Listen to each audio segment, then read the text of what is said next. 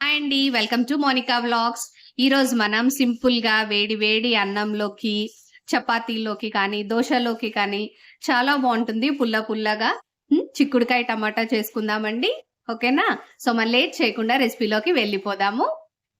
ముందుగా మనకు కావాల్సినవి కాసిని చిక్కుడుకాయలు అండి. ఇవి దొడ్డు చిక్కుడుకాయలు. ఓకే, ఈ ఒక పావు కిలో తీసుకున్నాను. అలాగే ఒక పెద్ద ఉల్లిగడ్డ, ఒక 2 పచ్చిమిర్చి, కాస్త కరివేపాకు, కొంచెం కొత్తిమీర, అలాగే ఒక పావు కిలో టమాటాలు కూడా తీసుకున్నాను.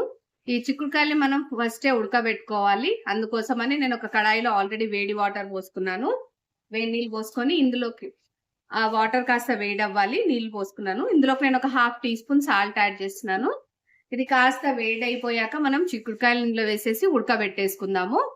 చూడండి, వాటర్ వేడయ్యాయి. ఇప్పుడు ఇందులోకి మనం ఆల్రెడీ కట్ చేసి పెట్టుకున్న చిక్కుడుకాయలు ఇందులోకి వేస్తున్నాను. ఇవి మంచిగా ఉడకాలండి. మూత పెట్టేసుకొని ఒక 10 నిమిషాలు పడుతుంది ఉడకడానికి, లేదా 5 నుంచి 10 నిమిషాలు మనం చెక్ చేసుకోవచ్చు.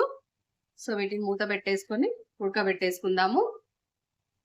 ఒక 5 మినిట్స్ అయిపోయాక చూడండి, ఇదంతా ఉడికిపోయింది.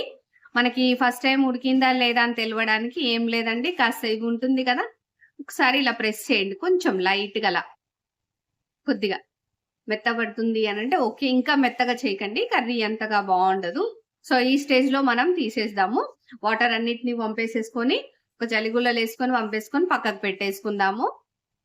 నేను చిక్కుడుకాయని అన్నిటిని పక్కకు పెట్టేసుకుంటున్నాను.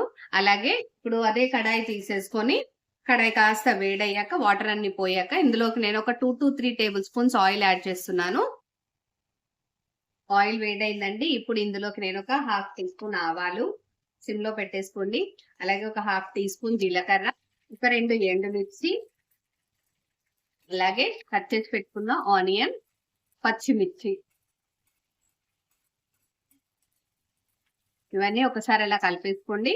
ఆ తర్వాతకి ఇందులోకి కొంచెం కరివేపాకు, కాస్త కొత్తిమీర, ఇలా కాస్త కలిపేసుకోండి. ఆనియన్స్ అనేవి కాస్త కలర్ చేంజ్ అయ్యేంత వరకు కలుపుకోవాలి. అలాగే ఇందులోకి నేను ఒక కాస్త ఇంగువ కూడా యాడ్ చేస్తున్నాను. ఇప్పుడు ఈ ఉల్లిగడ్డ అంతా గోలేదాకా మనం ఫ్రై చేసుకోవాలి. ఉల్లిగడ్డ కాస్త ఫ్రై అయ్యాక ఇందులో ఒక 1 టీ స్పూన్ అలా అల్లం వెల్లుల్లి పేస్ట్ వేసుకొని పచ్చివాసన పోయేదాకా కాస్త కలిపేసుకోండి. మీడియం ఫ్లేమ్ లో పెట్టేసుకోండి ఈ టైంలో.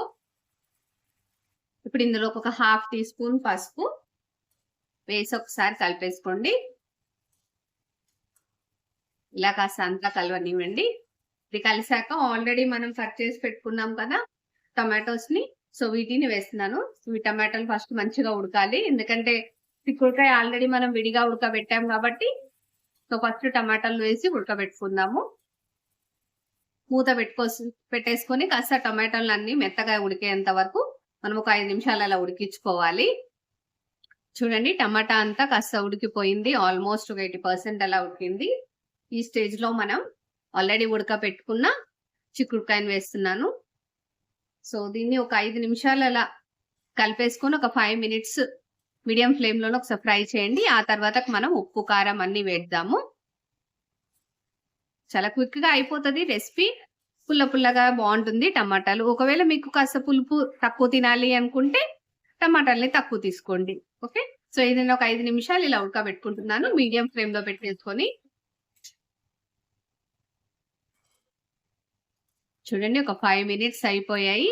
ఇప్పుడు ఇందులోకి మనం ఉప్పు కారం యాడ్ చేసుకుందాము. నేనైతే పచ్చిమిర్చి ఒక 2 వేసాను కాబట్టి ఇందులోకి నేను 1/2 టేబుల్ స్పూన్ కారం యాడ్ చేస్తున్నాను. మీరు మాత్రం ఒకవేళ కారం తక్కువ తింటా అంటే మాత్రం కాస్త తక్కువ యాడ్ చేసుకోండి. అలాగే ఇందులోకి ఒక 1 టీ స్పూన్ సాల్ట్ యాడ్ చేస్తున్నాను, ఎందుకంటే మనము చిక్కుడుకాయ ఉడికేటప్పుడు కాస్త సాల్ట్ యాడ్ చేసాం కాబట్టి. సో అది కాస్త మనం గుర్తుపెట్టుకోవాలి. అలాగే ఒక 1 టీ స్పూన్ ధనియాల పొడి,